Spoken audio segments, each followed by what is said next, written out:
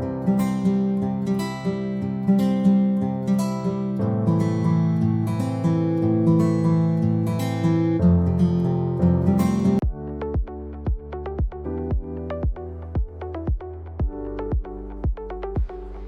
morning. Welcome to the Great Transition Senior Living Series. I'm Beth Lagulo. It's a delight to welcome you all here in the room today. Delight to welcome our online community on Facebook Live.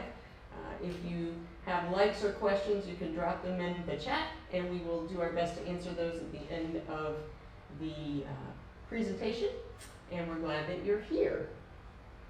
So Great Transitions is a system for working with seniors and their families as their lifestyle needs and housing needs change. It can be 12 to 18 months of preparation before a move. We've had a couple moves recently that have just been weeks. So one of the reasons that we're in the room, why you're in the room, is because you're all planners. And so I'm glad that you are here today. We're here to guide you through the entire process and help you along the way. The objective with the Great Transition Senior Living Series is to educate people about legal, financial, medical, and other general issues and topics of importance. We're not here to try and sell you anything, just provide information. And we challenge you to ask yourself who's going to be tasked with making decisions for you when you're no longer able to do so yourself, and will you agree with the decisions that they make. Our goal is to help you, because simplifying your life should leave you overjoyed and not overwhelmed. We want to avoid that at all costs. So today we're going to be talking about the truth about what's new in Alzheimer's research and treatment. Within the past several decades, researchers have made great strides towards better understanding of what causes Alzheimer's and related dementias, and discovering approaches that may prevent, diagnose, and treat them. Some of those things are early detection and diagnosis, population studies, precision medicine, lifestyle interventions, drug discoveries. I'm super excited to hear from our wonderful panelists today. They are experts in their field, and they're going to tell us all about what's happening with Alzheimer's research and treatment. Dr. Melissa Agard is with Conquest Research. She's a board-certified internal medicine physician with more than 10 years of clinical experience. Dr. Agard completed her undergraduate degree in molecular and microbiology, I can't even say those words, at the University of Central Florida, and then went on to graduate from St. George's University School of Medicine. She completed her training at Orlando Health and practiced as a primary care physician for many years prior to transitioning to clinical research in 2018. Did you start when you were like 2? Dr. Agard has extensive experience in general medicine, pain, inflammation, NASH, gastroparesis, and neurodegenerative disease with a special interest in Alzheimer's disease. She has been PI or sub-investigator on more than 50 studies in these therapeutic areas. Dr. Agard is dedicated to providing quality care and being part of the team that transforms the landscape of medicine. And next to Dr. Agard, we have Alexandra Garnier-Mercier with the Alzheimer's and Dementia Research Council. Alexandra has a master's in gerontology and a bachelor's in business administration.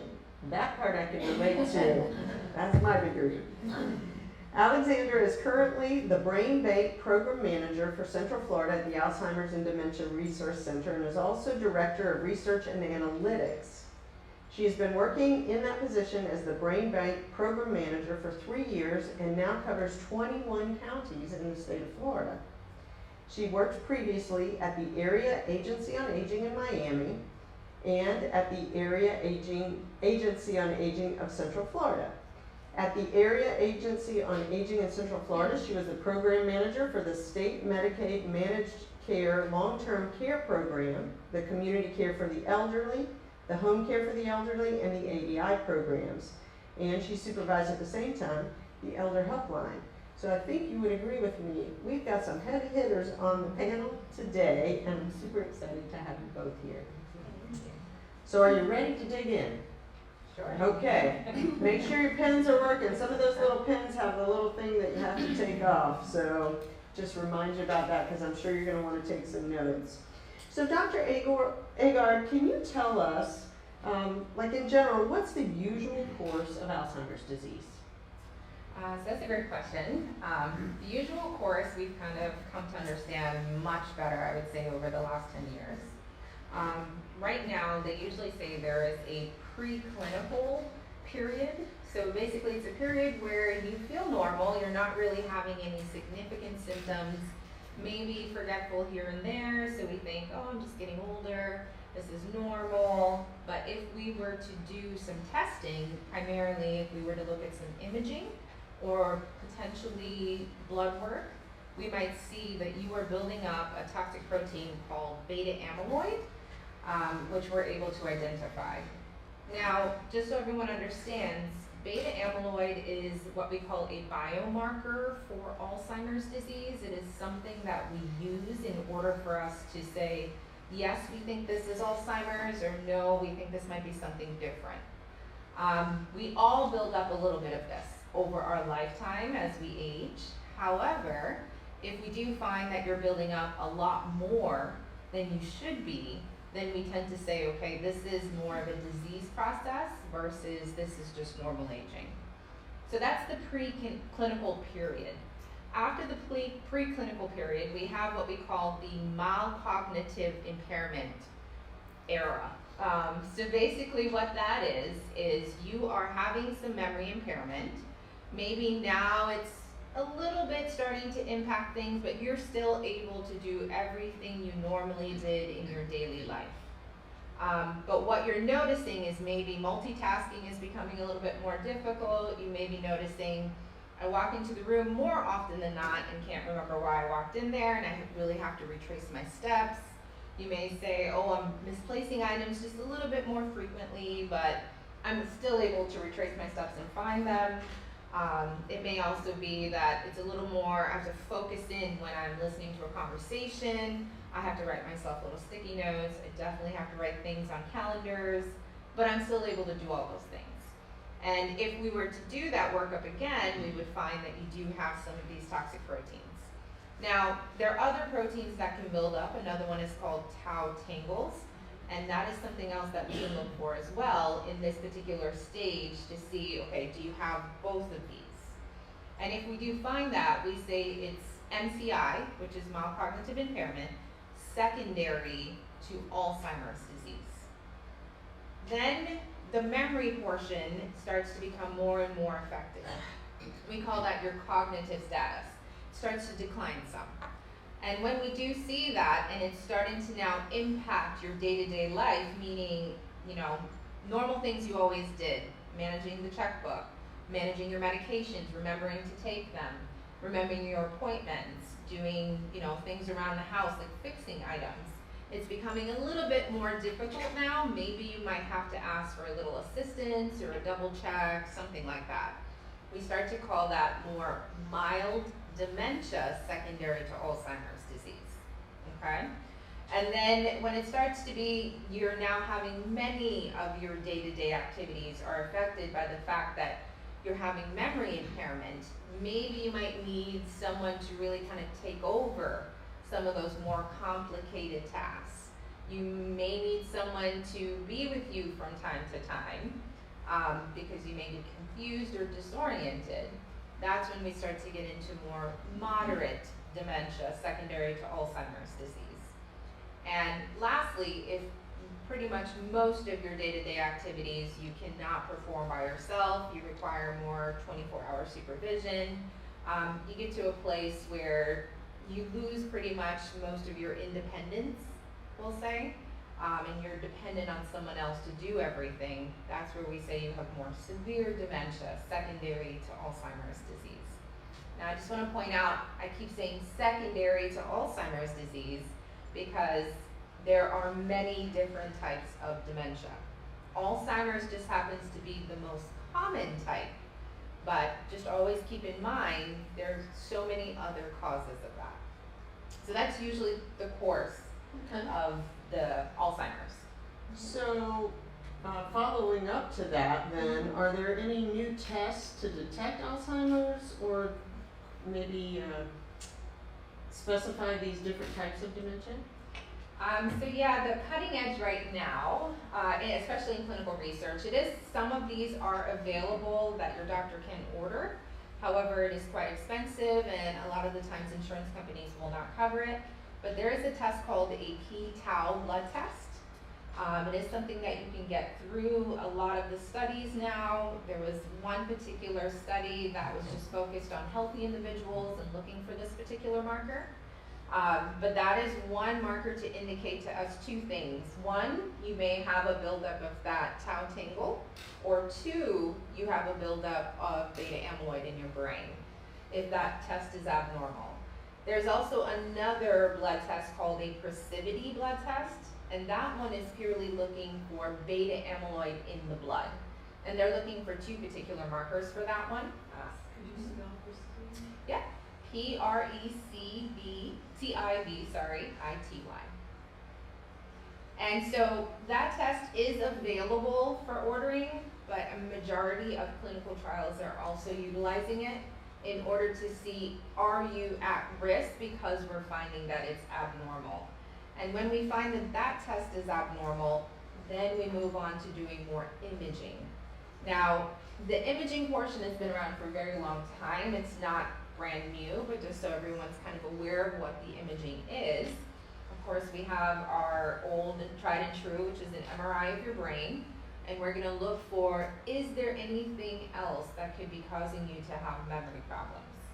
We're also gonna look for what we call atrophy, and that is loss of brain tissue. And we're looking in specific areas, really, to see where is that loss more concentrated in that area, or is it all over the brain? Then there is something called a beta amyloid PET scan. This one, they give you what we call a specific tracer. It's kind of like when you get contrast, but it's not contrast. This tracer goes to your brain and tags or flags those beta amyloid that are building up inside of your brain. And if we find you have a high burden because all of those little areas light up, then we're able to say, we suspect that this might be Alzheimer's versus something else. The other one is a tau PET scan. So remember the blood test, p-tau. This one is actually another specific tracer that goes to the brain and flags those tau tangles, we call them. And if those light up and they're in a high burden, we also say we more suspect, this is Alzheimer's. Okay, great, that's a lot. It's a lot of information. Yeah, and a lot of different tests, but I suppose that with more tests you get more accuracy. Yes, we want to get to the place where things are a little less invasive, because the old tried and true is always, let's do a lumbar puncture, where we're going to take some fluid out of your lower back, and we're going to actually look in that fluid to see if you have beta amyloid plaques. That is actually the first place that it will show up if you want to be really, really early in detection. And then the blood tests are kind of your next step, and then the actual PET scans, because it's going to take time for those proteins to build up. For it to be a high burden might come a little bit later. So I know it sounds scary to say, oh, they're going to take fluid out of my spine, but it's actually it's an invasive procedure, but a very common procedure. So most doctors are very familiar with it. It's usually in a doctor's office. You do have to stay around for a little while for you to be flat in order for you not to have any issues after the particular procedure. But generally it's done by someone who either specializes in that or who has done probably thousands of them when they are doing those particular tests. But that's probably your earliest detection. Okay. So let's shift gears a little bit. Alexandra, can you tell us what the brain bank is and what is its importance in regard to all the research that's going on? Well, the brain bank is a post-mortem research study that we do for people who have lived with any forms of dementia. And we do the autopsy of the brain to find out exactly what happened when the person was alive. So was it indeed dementia? What type of dementia it was? Was it Alzheimer's disease? Was it Lewy body, frontotemporal? Because when we do the autopsy, and the autopsy is done at Mayo Clinic, when they do the autopsy of the brain, and they look at all the medical records as well to compare what they had found when the person was alive, if it is the same result when they do the autopsy. So it's very important for families to know, what had happened. And it gives them information to make a decision in the future as well. Okay, that's great. So what, and maybe Alexander, you can take the lead on this, and then Dr. Agar can kind of back it up. What has the latest research found in regards to Alzheimer's disease? Well, we found out that nutrition is very important. What you eat is what goes in your brain, in your system. So what they said usually, what's good for your heart is good for your brain. So nutrition is very important. Plant-based with less saturated fat. A lot of socialization. You cannot be isolated, because if you're isolated, you will develop depression, and it can develop at the end to memory issues. So you have isolation, you have nutrition, you have stress, you need to distress, and that can give information to the population, to families, so how they need to take care of themselves so they do not develop this disease in the future. So that's one of the things science found. And the other thing we found out is sometimes when we do the autopsy of the brain, it's not Alzheimer's disease, even if it was a lot of doctors diagnosed with Alzheimer's disease. That's what the scan and the behavior demonstrated. And at the end, we found out it was Lewy body. So with the brain bank, we can develop better equipment, like Dr. Eckhart was saying, that now they have new technologies. It help with new technologies and give doctors new tools to diagnose better as well. Dr. Agar, do you have anything you can add to that? Yeah, so I mean, everything you said, very, very true. And to just touch on what you just said, yeah, it's helping us to create new ways in order to, one, detect earlier, because there's a really large push. Can we detect it earlier? Because the earlier we detect, the earlier we can help you and hopefully prevent you from getting to those severe stages. Speaking on, we do brain biopsies, and those, they basically slice the brain and take a look to see what has built up inside of the brain. When they do that, yes, sometimes they will find it is not truly just Alzheimer's. They will find a lot of the times that it's a mixed picture. It's meaning that, yes, you have some components of Alzheimer's or some findings of Alzheimer's, but you may also have some vascular problems, and that vascular problem contributed to your dementia. You may have other proteins that are building up called alpha-synuclein that's associated with things like dementia with Lewy body. You may find that maybe they had other findings that are associated with like a movement disorder. Or maybe they had too much fluid on the brain and it wasn't fully detected on all of the imaging scans, and that caused long-term changes. So I always want to emphasize that science is now showing we need to explore, okay, we can't just treat one thing. We're starting to shift our thoughts to, yes, we need to attack something that is, we know for sure, but we also need to explore, should we be exploring things that will go after all the different avenues of how this disease happens. So in the future, you probably will see more medications that are geared towards, let's try to tackle everything, or most of the components of what causes this. I think the other thing from a science standpoint that we have found recently, or we've really kind of solidified, I should say, is that there are certain genes that are associated with patients that develop the disease early versus genes that are more associated with patients who develop it later. And I don't know if you guys want to know those genes, but I'll share them. The ones that are more associated with early onset are going to be, they call it the Crescellin gene. And there are two factors there. There's Crescellin 1 and there's Crescellin 2. There's also another gene called the amyloid precursor protein.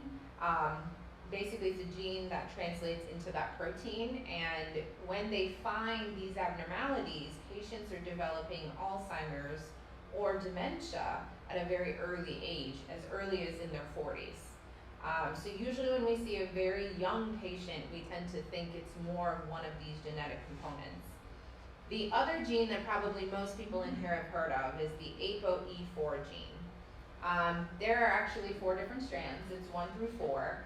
But 4 has become the real popular one because when you carry this gene, it does put you at a higher risk of developing Alzheimer's. Is it a slam dunk you will? No. Is it if I have this plus other things and the perfect storm happens? Yes, it could definitely happen. But that has been what we've seen. When you carry more the ApoE4 gene, it's more the typical picture what we see. 65 and older, you start to have memory issues, and then usually by the time you hit your 80s, we are seeing some real definite signs of dementia that's likely secondary to Alzheimer's, if it truly is Alzheimer's. That's great. Thanks for laying that out. So let's talk treatment for a bit. What's coming down the pipe in the way of treatment? So like I mentioned, there are, well, let's go through all the different classes actually, because there's quite a bit, which is, it's wonderful to be able to say that, because 20 years ago I would be like, oh, we've got one thing and this is all we have available. And when I practiced, that used to be the conversation. We have just these 3 or 4 drugs, and if they don't work for you, I'm really sorry. We can, try to get you hooked up with services, see if we can help you in any other way. So the big ones are the ones that are donepezil or Aricept, memantine or Namenda, ribostigmine, galantamine, or combos of these drugs, right? Those are all symptomatic medications, meaning they're going to help you with your forgetfulness, but they're not going to change the course of the disease, okay? Whatever's causing the disease is still happening in the background. This is trying to, I always explain, give like a boost to those normal cells to try and help you be less forgetful, okay?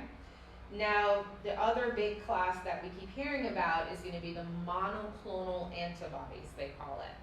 So what basically that means is they're developing drugs that are targeting something specific. Now, they're either targeting beta amyloid plaques or they're targeting tau tangles. And those have been the 2 big targets. And basically, those particular medications, there is one called aducanumab, which I'm sure people have heard of. It's been in the press. There's another one called Leqembi. It's the newest one, or lecanemab, and it's by a company called Eisai and Biogen. And then there is a new one that is really kind of next in line, and that would be donanemab. That has also been in the press recently. And that particular drug also is targeting beta amyloid plaques. It is looking to get rid of those plaques. It's looking to slow your decline and help you still maintain your day-to-day activities. Apart from those, we have some drugs that are focused on inflammation. Because when these build up, these toxic proteins build up, they lead to inflammation because your body says you're not supposed to be here, we need to get rid of it. So all these cells come out that try to get rid of it, but they tend to leave a nice trail of scar tissue behind them. So there are some drugs that are looking to really target that and decrease the inflammation in the brain, therefore leading to less loss of good brain tissue. Then we have some drugs that are targeting the glucose control, so sugar control in the brain. There was a time when they would say Alzheimer's was the 3rd diabetes, because they're saying if you regulate the glucose or sugar control, we can regulate the inflammation, we can regulate how the cell breaks down, we can try and help maintain the brain health, right? And then there is some monoclonal antibodies now that are targeting the way precursor before any of this stuff can happen. So I think that is probably the most exciting out of all of them, because we're trying to hit it before any beta amyloid, before any tau, before any inflammation, before anything else gets to happen. We're going to take away the problem. Okay? And there's 2 drugs that are up and coming that will also be focused on that. They're really tackling all the different avenues in order to try and preserve your brain health, try and slow the decline. And then lastly, I know there's a lot. Lastly, there is some other drugs that are focused on blood flow. So they want to increase blood flow to your brain, and by doing so, we're helping to clear all the toxins out. The faster we can clear the toxins, the better. That means they won't wreak havoc in your brain. So that's really what's kind of coming down the pipeline. That's a lot. Yes, But yes. super grateful Yes. that we have all of those options to treat all the nuances of each person. Mhm. So, It's thanks to research. Yeah. Because Right. without research, we cannot accomplish anything. which is why we need the brain bank. And we need the brain bank. So tell us, Alexandra, I know I'm an organ donor and that was just a stamp on my driver's license, right? Is it that simple to register for the brain bank? Absolutely not. So what's the process? How does somebody get registered? Well, they just have to call you here in Central Florida at the Alzheimer's and Dementia Resource Center. We have 2 state brain bank here in Florida. One at the ADRC here in Winter Park, and the other one at Mount Sinai Medical Center in Miami. And to register, we cannot just, the caregiver cannot call and say, my person is dying, probably will not make it tomorrow. We cannot do that. It takes at least 8 weeks or more to register someone Okay. to become a real participant, because we need the medical records. We need to obtain the records from the neurologist, from the gerontologist, from the memory disorder clinic, wherever they have been, the psychologist. We have to obtain the release, the authorization to release this information. We have to have the authorization to do the autopsy. We have to gather that. It's not like you have to go and get additional tests. Those tests are already there at your doctor's office. So, but it's getting back the application and everything else that they need to be in place. They have to have a scan done so we know exactly what was the diagnosis. So gathering that information is very important. When we gather that information, we have to send a protocol to the funeral home, and we have to send it to hospice. If the person is, we suggest at the end, when they are declining and transitioning, to have hospice in place, because a hospice nurse can declare the person is no longer alive, because if the hospice nurse is not there, they may have to call the medical examiner's office, and that will delay the process. So it's very important to register in advance. And if I cannot do it because you're calling at the last minute, I will not just leave you like that.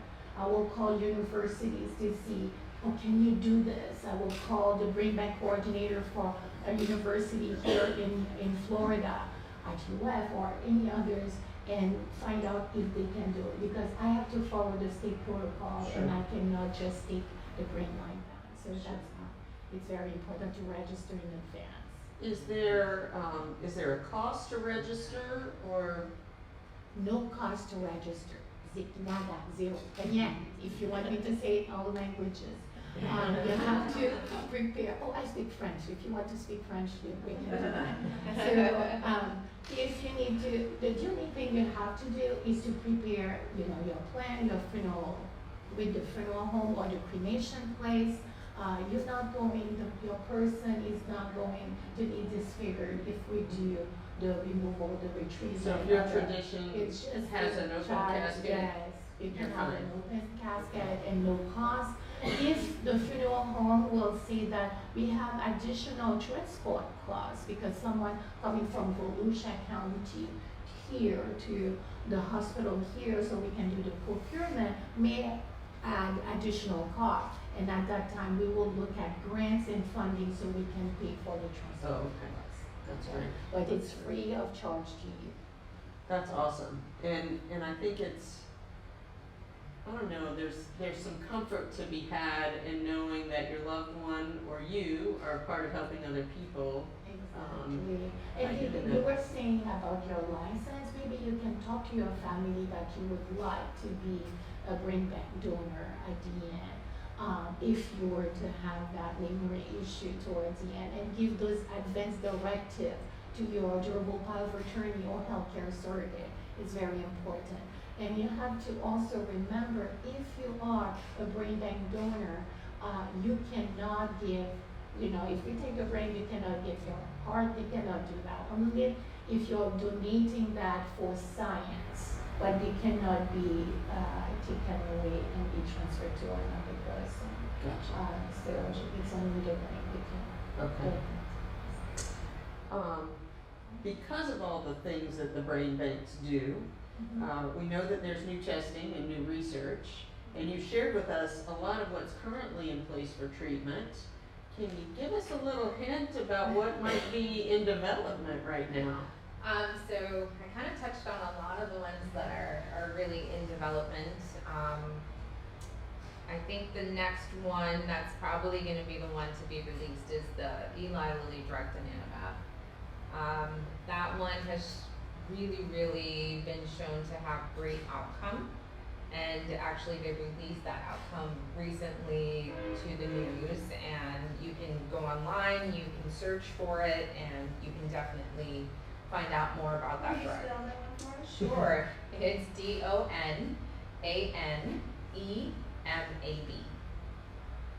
Thank you. So with a lot of these new drugs,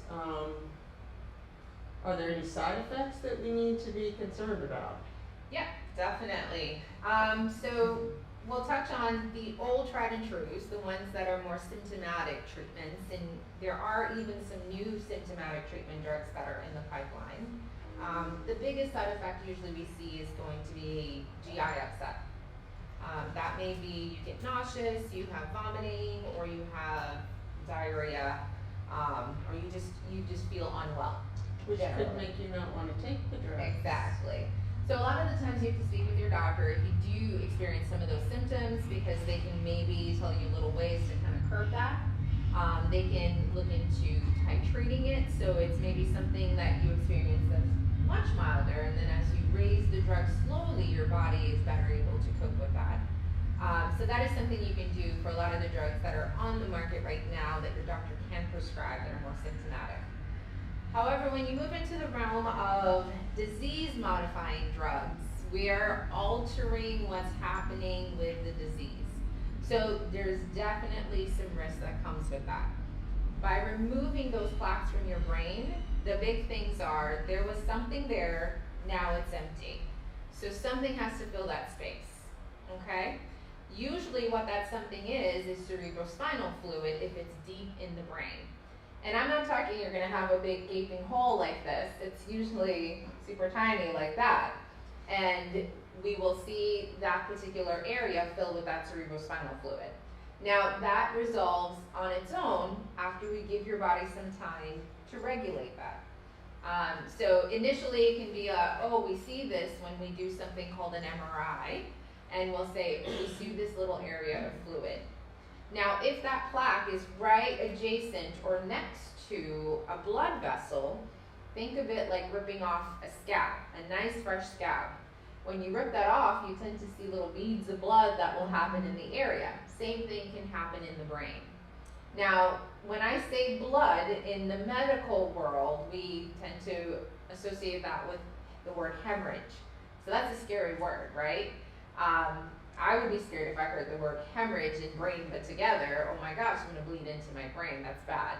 But these are very tiny little areas, and we call them actually microhemorrhages, and they usually also resolve on their own. But it's really just because the wall of that blood vessel has been weakened now, because what was supporting it is now gone. And usually your body will resolve that on its own. Now, those can be seen also for a very long time, but they are usually stabilized. after they initially happen. What that means is they're not expanding, they're not getting bigger, it's just one little speck that you will see if you do imaging. Now, all of those you would think, bless you, you would think, I'm gonna feel something. Most people feel nothing. They don't know that it's happening, and the only reason that we find it is because we do imaging. Now, also with any other of these types of medications, you may experience, after you receive the medication, maybe some dizziness initially. Some people might develop a mild headache sometimes, because we do have medicine that's going systemically and into your brain and doing what it needs to do. I will tell you, most of them are well tolerated.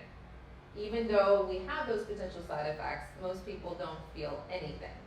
The other big one that we look for is a lot of these are infusion medications, meaning you have to go to a facility, they have to place an IV, and you have to sit there while they infuse the medication, okay? Usually it's over 30 minutes to an hour, and then you have to stay at the facility for a certain amount of time. Now, when you're initially getting that medication, if your body is like, hey, I don't know what this is, I don't know if I like it, you may have, it's almost like an allergic reaction, right? You can start to feel things like, oh, my chest is getting a little bit tight. Having a difficult time kind of taking a deep breath, but it's just that you feel like there's a tightness. You may feel like there's a rush of heat to your head. You may get a little bit achy, or you may get, cold. Usually those are the symptoms that we will see. They will happen within the first 5 to 15 minutes, usually, of the infusion. If that happens, we usually stop it. We give you medicine to combat that. And it's usually Tylenol and Benadryl. So these are common medicines that you know, and within a short period of time it goes away. But those are usually the big ones, is when we do an imaging, we may find these plaques used to be here, they're gone now, and something else is filling that space. So I think that is the one that most people are most concerned about. The other stuff, they're like, yeah, I take all these other meds, and I've experienced those, that's not as big of a deal. But that's usually the big ones. Okay, great, thank you. Yeah. Alexandra, when my loved one donates, we donate the brain, it's been decided that that's going to happen, the brain has been donated. Are there reports that go back to the family so I can know if it's something that I need to look at in my family? And where's that information sent? Does it go to research companies? What happens with all that? Well, yes, we do. We do have a report, it's called the neuropathology report. So Dr. Dixon and his team at Mayo Clinic will send that report to me after a few months. I will contact the family, send that to the family, and also ask them if I can send it to the geriatrician, the neurologist who was following their loved one who passed away, or whomever they would like for me, or if they were in a research program, if I can send that there as well. So the family has to grant permission? Oh yes, they grant permission, and usually they do. They do, absolutely, because that will help the doctor. They will do, well, all the doctors, they will know if they were on the right track, what they can do, how can they treat somebody else with the same symptoms, the same disease. So yes, they will get that information. Awesome, that's great, that's great. I would like to talk about, and you referenced trials earlier, how do you find out about the trials that are available? I know that there are several organizations in the Orlando area that are probably doing trials. How do you vet all of that information? Yeah, especially here in Winter Park, you probably have probably at least 7 different facilities you can probably go to. Right. And as you get maybe 10 to 20 miles outside, you have even more. I believe the majority of them are all doing reputable work. They're all trying to get to the same end goal. Whether you do clinical trials with us or you do it with, there's K2, there's ClinCloud, there is Charter, you name it, they're out there. And Conquest. And Conquest, which is me. If you do clinical trials at any of these facilities, they all pretty much have the same trials. It's just a matter of your own personal preference. What's close to you? Do they have support systems that, make it easier for you to get there, get back home? Do you like who you're working with? Have you heard of anyone that, maybe one of the physicians that's worked there you're familiar with, and you have more of a trust that you've built with them? I think that's the only part you can do with vetting out. Of course, there's always, you can do like Google searches and see the reviews. Sure. For patient experiences and those sorts of things, that's always available. If you're looking into, well, is there a clinical trial out there for me? Is there a clinical trial that maybe I might be interested in, or a friend tells you I'm participating somewhere? Clinicaltrials.gov is probably your greatest resource. You can just put in any symptom or disease into there, and they will tell you what is available. And then you can narrow your search based on distance and whatnot. Another one is called Center Watch. It's similar to clinicaltrials.gov. You also, once again, will just put in Alzheimer's disease or mild cognitive impairment, if that's something you've discussed with your doctor, and they can look into what is available for you in a certain mileage. And then also we're speaking about Alzheimer's. So Alzheimer's Association is another great resource. If you go to their site, they can help direct you to finding out where's a clinical trial location for you, and also direct you to how you can find out what trials are available. ADRC. Mm-hmm. I work very closely with ADRC as well, and it's a wonderful resource for all of our patients that come to our clinical trial sites. Anyone that I am speaking to families and they need help, we always pass the number along. But they also, if you go to their sites, can direct you to, which clinical trial centers are working with them. So that could be a way to vet them out.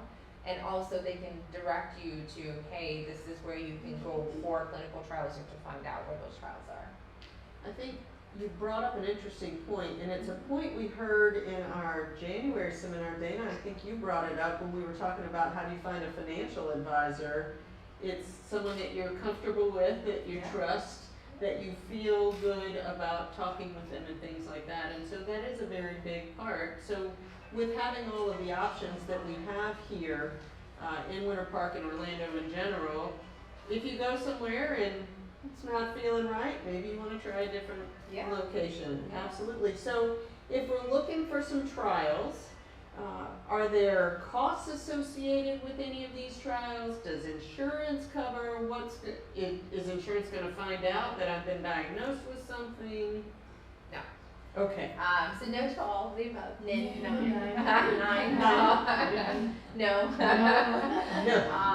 No, there is absolutely no cost associated with participating in clinical trials. You are volunteering to, help us find new medications, find a cure in the best way that we can, find new treatments, new ways of detecting this disease. So there is absolutely no cost to you. You're doing a service to everyone who is battling this disease. And if you are also a person that is either experiencing mild cognitive impairment or experiencing dementia, it's a service, it's another care option for you, because you will get so much attention and care participating in a clinical trial that I guarantee you you're not going to get going to your regular doctor. And I can say that because I've been there, and I know, the cycle of appointments. I know what happens in a visit.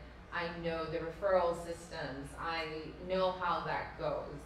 And with clinical trials, you're looking at seeing someone once a month, sometimes once every 2 weeks. They're assessing your memory regularly. They're seeing how you're doing. They're talking to your family. They're getting you resources. So it is an excellent care option for people, but it is fully voluntary. In fact, usually when you participate in a trial, they compensate you for the time and the efforts, because you're spending a lot of time with us. Some visits, can be anywhere up to 4 hours, 4.5 hours, that we are gathering as much as we can about you and figuring out what's the best thing for you. In addition, no insurance necessary. We do not even ask you what insurance you have. And if we do, it's only because you are looking into a trial that is Medicare based. And Medicare now, as you know, there's a lot going on with whether or not they will cover a lot of these new medications. So there are certain trials that are looking specifically for patients who have Medicare. So that's the only time that that would be asked. Otherwise, we honestly do not care what insurance you have. We don't want you to tell us because we're not going to do anything with it. The other part of will they find out, that is completely up to you. If you grant us permission to share that you are coming to our facility to participate in a clinical trial for Alzheimer's with your primary care physician, with your neurologist, or whoever you're seeing, then they can very well document that in your records. And if that happens, then yes, there is possibility of your insurance finding that out. Which I always recommend because I think it's a team effort. You should have your primary care know or your neurologist know that you're participating. Just for safety, just to make sure we're touching all bases. But if you decide not to, they will never know. But you have to grant us permission, just like you have to grant permission for any reports to go anywhere. Awesome. Yeah. Awesome. That's great. I know that we have some caregivers in the room. So Alexandra, can you talk about support organizations for caregivers? Maybe someone who's unable to leave their loved one. I know we have a few people that registered for the recording for this seminar because they cannot leave their loved one. How do we find support for those people? First of all, they can call JTRC, Okay. which is the Alzheimer's and Dementia Resource Center, wherever they are in the state of Florida, we will provide that information to them. So if they are in the Orlando area or the 4-county area around here, or in the state of Florida, I will always suggest to them to go to the Area Agency on Aging that covers your county. In the state of Florida, you have 11 Area Agency on Aging. And they manage programs from the Department of Elder Affairs. If you're in another state, they have the same type of organization, Area Agency on Aging, and they manage programs as well. So they can provide information and also assistance with adult daycare if you need to work or to have some type of respite care. You can send your loved one to an adult daycare so they can supervise them, provide them with their medicine, and you can go and sleep if you need to sleep because you know that journey is very difficult.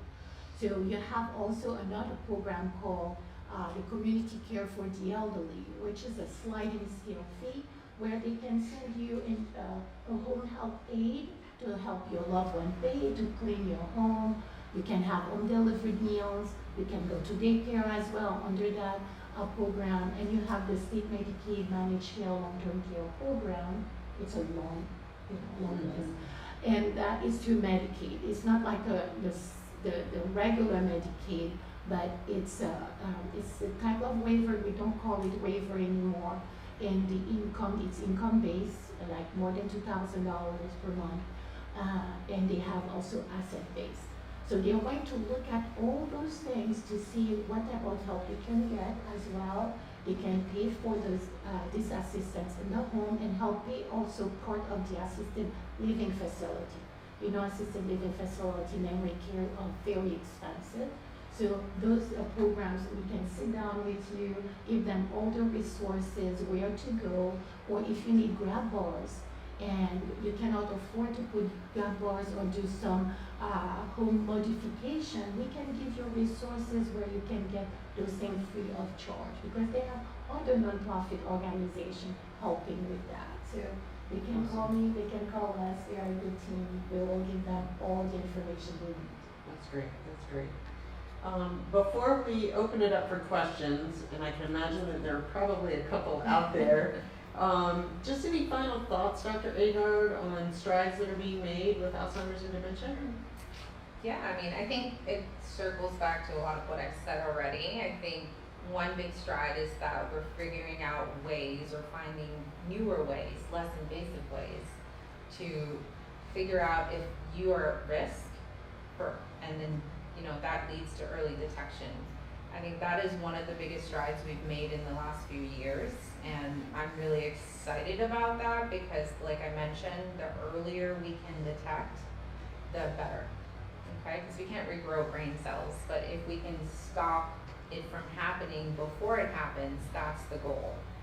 The second part is we have, in the last 3 years, 2 new medications that have been approved by the FDA that are used for disease modification when it comes to Alzheimer's disease. So we're not just talking symptoms, we're talking trying to change the course of the disease in an individual. And we have another one that is just coming up probably by the end of the year, early next year, hopefully will also be approved. So I think that is where we're making probably the biggest strides. We're actually getting new meds. We're getting meds that can change what's happening, and that to me is one of the most exciting. I think we still have some work to do because those meds came out, but they're very expensive. As we probably a lot of us know, Medicare is not covering it right now. Certain insurances are like TRICARE, some private insurance is looking into how much they can cover, but the drugs are quite expensive. You know, they range anywhere from $26,000 to $28,500 a year. So it's not cheap, and that's, I think, the next area we have to work on. Sure.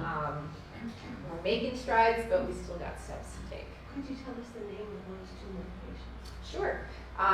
The more expensive one is aducanumab or Aduhelm, and that one is $28,500 a year as of the last quoted price. What is that?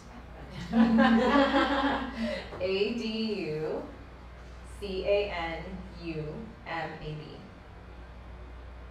And the other one?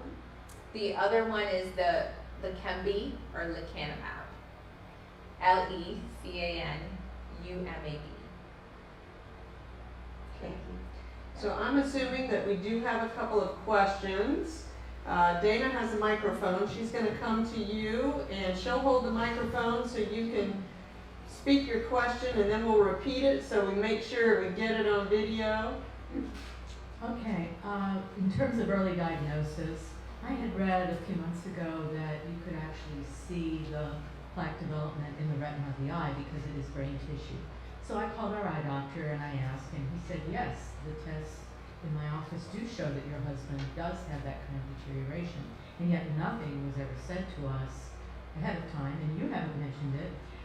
This idea that you want everybody to get early detection is great, but it's not easy because we don't know early on that we need detection. So what can be done with things like that to make it easier for us in the real world to find these things out? Okay, if I can rephrase that question, let's talk about early detection. Can we talk to our eye doctor? How do we find out more about early detection? So that's a great question. And the reason that we didn't delve into looking at the retina, because that is also something that is very exploratory and new. The other area is gums. They're looking at a bacteria in the gums also that can indicate to us that you're at risk for Alzheimer's, or these are findings that we see typically in Alzheimer's. That's also exploratory. And the reason that you probably don't hear about it quite as much is because we're still kind of figuring it out. And until it's a really solidified way of saying, like, you see this for sure, slam dunk, a lot of the times your doctors are not gonna tell you about it. The blood tests are becoming more popular and they're becoming more vetted, and that they're studied a lot more right now. So they're the ones that you may hear a lot more about. Of course, imaging is the other one, but unfortunately it is really expensive, and unfortunately most insurance companies give a lot of pushback for paying for that. But yes, definitely if you're going to an eye doctor, which not everyone's going to, but you were lucky enough to be seeing a specialist like that, if you're going to a doctor, they can explore if they see those findings. And if your husband in this particular case is experiencing symptoms of memory loss, or has been diagnosed with, Alzheimer's or dementia unspecified or whatever it may be, It's a great way to give you information to say, well, maybe we're looking more at this versus something different. But I think what everyone here is doing right now, this is how you're going to find out. Okay? Because you're not going to find out a lot of the times from your doctors that are out in the community until it's something that has really been solidified, insurances are covering, and it's all over media and they're telling you about it. But education is key. Another question from you. Hi, in terms of prevention, I've read a couple things. One is exercise. Yes. And the other is, I know NASA is experimenting with the pulse electromagnetic field devices that increase blood flow through your capillaries. Do you have any comment on either of those? Okay, so exercise and what she said.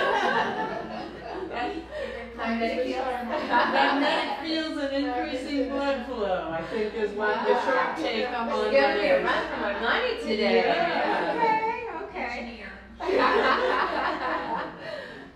Yes, exercise 100%. Actually, you touched on a lot of that earlier. You know, when I speak with patients that come into our facility, exercise is one of the big things I tell them. You don't need to run a marathon, but if you can at least get outside and walk for 20 minutes, we'll say 4 to 5 times a week, that is really, really great for brain health and overall health. Exercise is great for de-stressing, it's great for increasing blood flow, and it increases your endorphins in your brain, so you feel better. When you feel better, you're more motivated, you remember a little better. So it is kind of tackling all of those things, but in a very natural way.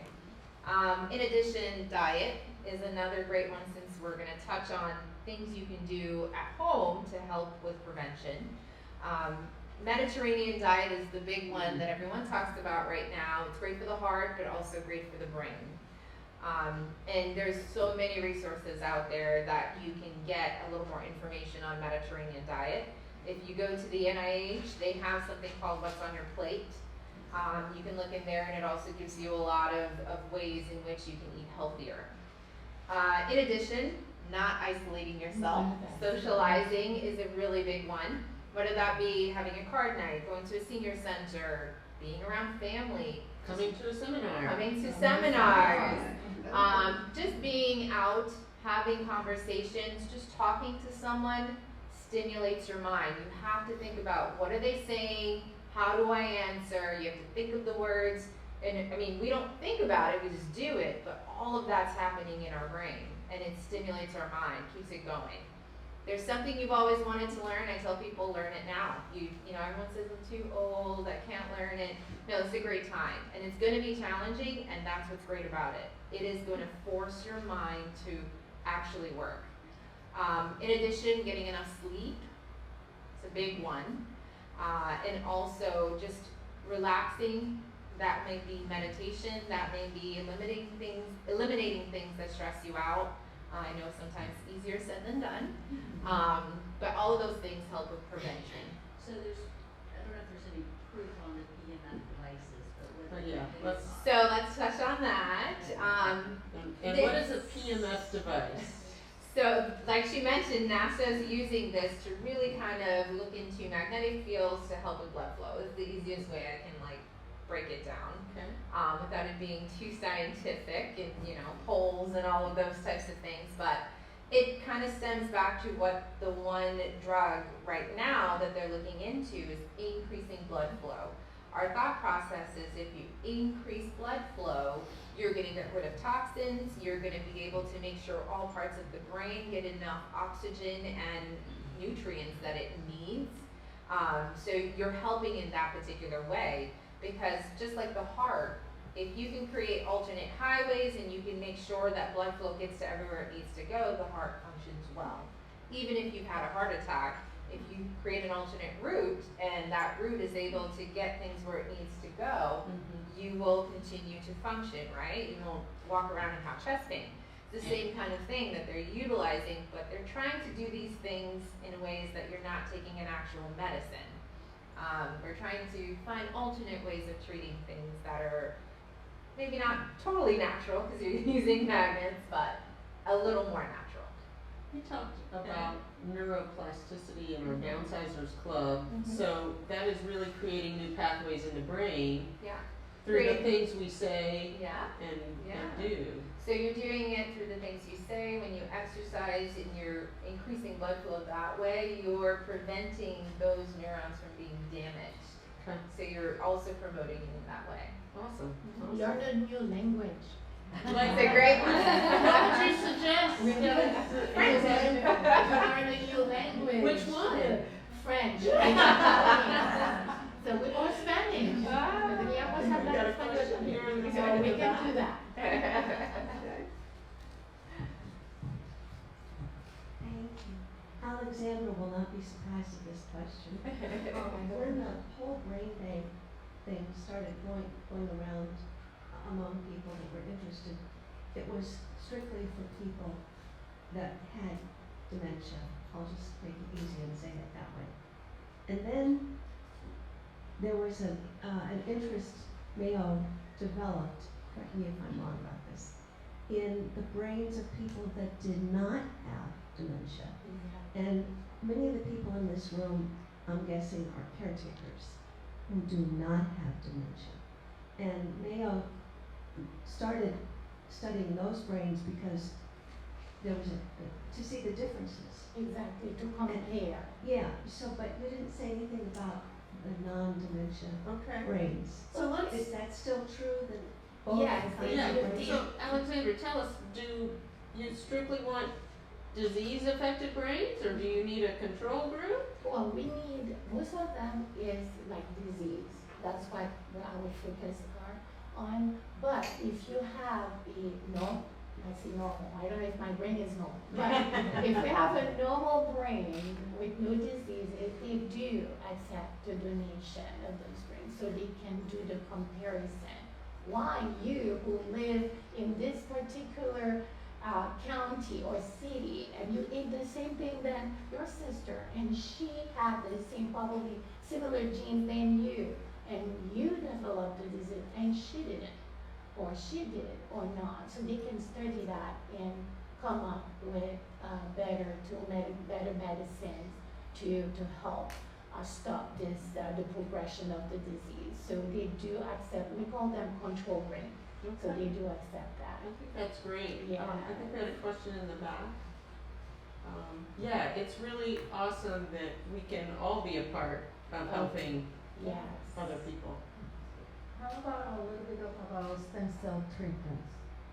Anything about stem cell treatments? I tell you, you guys are good in here. There are some companies out there that are looking into it, but they're fewer than the companies that are looking into other ways of tackling the disease. I can tell you right now, I know at least two that are looking into more regenerative, which is going to be stem cells. But I think we are still in the very, very early stages of that even being a possibility. But when that happens, and I'm going to say when, I think that will be a tremendous leap forward because we're not just talking now about, oh, let's stop the course, but we're now talking about we can stop it and now let's fix it by putting back all this normal, good, healthy brain tissue. But we're not quite there yet. It's out there though. I think we have time for one more. My wife has just completed the clinical trial for donemobad, and she actually they stopped the infusion after 8 months because the amyloid plaque had declined sufficiently. So, and she had no after effects or no side effects from taking the trial. So I am an advocate for the clinical trial, and I can also an advocate for ADRC because they've been supportive of me as a caregiver.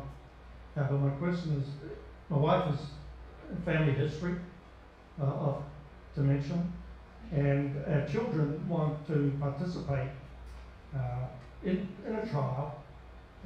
Is there any? Do you know of any trials, Dr. Agard, for the younger generation to begin laying a sort of the baseline for them. The oldest one is 41, and most clinical trials don't seem to start till they're 55. Do you know of any earlier ones? Okay, so the question, and thank you for your testimony and sharing your story. I think that's one way in which we all grow. But what about family members, younger family members? What's available for them? So that's tough, in the sense that they're so young. I think right now, the earliest that I've seen trials allow patients in is 50 years old. Below 50, it's very few and far between. However, things that they can do to try and help find out is there anything that is one brewing? Do I carry any of those genetic predispositions, we'll say, would be first to just do a memory test. They can get like a baseline memory test. A lot of facilities, including ourselves, it's one of the things we offer to the community, especially if you have a family history. I always say it doesn't hurt to start a baseline. And then if anything changes after that, you can definitely say, okay, now I know where it's happening and if it's something I need to take seriously. There are things like 23andMe, Ancestry, that do the genetic predispositions. So they look at things like ApoE4 gene, they look at things like the Preslin genes, and they look at things like the APP gene. You can explore that for them if they want to just know if there's a genetic predisposition. You can also explore just talking to your doctor and seeing if they can order those things through insurance because they do have a family history. And sometimes they will allow you to establish with the geneticist and be able to order those tests so that you can get counseling after if something does come back to be abnormal. But unfortunately, there isn't any study per se that, like your wife's study, that they would be able to participate in that young. But 50 is probably the youngest they're aiming for, where they'll start with the blood test at least to see if they are at risk. Thank you. But I'm really excited that your wife had such a wonderful experience and had, a great outcome from participating. I guess Eli Lilly study. Right? Thank you for sharing that information with us. I could also say, if you don't mind, both my wife and the lady, the lady who asked about the retina scan. Both my wife and I went through a clinical trial for the retina scan. So, don't know the results, of course. Right. Well, and that's how we help one another, is doing these studies and trials, and it may or may not impact us, but it definitely has impact maybe for generations to come even. Oh, it's gonna be millions to come. That's awesome. Yeah. And in Florida, we have, since 2021, in 2021, we had 580,000 people living with memory issues. Okay. So, it's growing. That's the stats.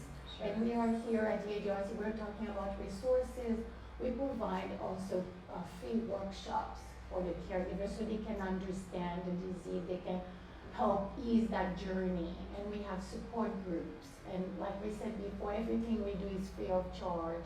And we can sit down with you, hear your story, and give you all the resources that you need. Well, thank you, Alexandra and Dr. Agard, for being Thank with you us for having today.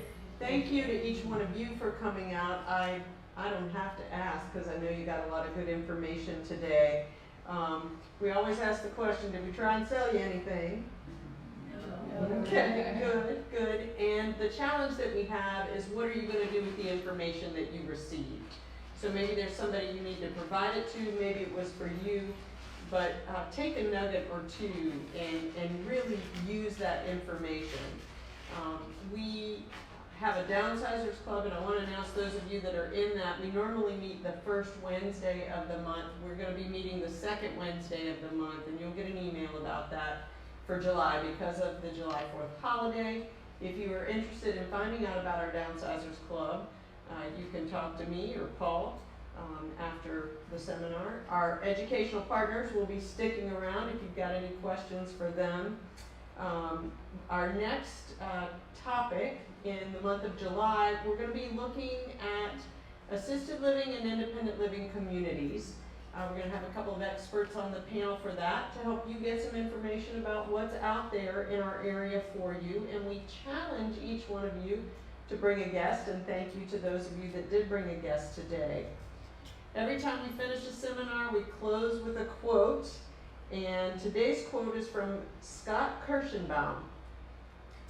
Though those with Alzheimer's might forget us, we as a society must remember them. So I ask that you take that with you, take good care, and we will see you at the next seminar. Thank you. Thank you.